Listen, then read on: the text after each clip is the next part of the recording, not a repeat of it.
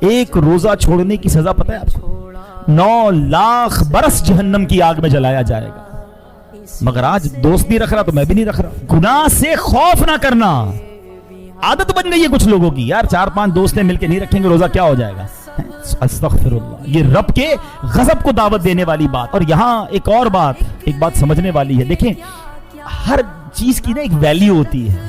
جو چیز جتنی مقدس ہوگی نا، اس چیز کے اندر، اس وقت کے اندر، اس مقام کے اندر گناہ کرنا اتنا ہی زیادہ غضب، اللہ کے غضب کو دعوت دینے والا ہوگا. فار ایگزامپل، باہر روڈ سے کوئی بندہ گزرے اور کہے کہ گالیاں دیتا ہوا گزرے، حرام، غلط.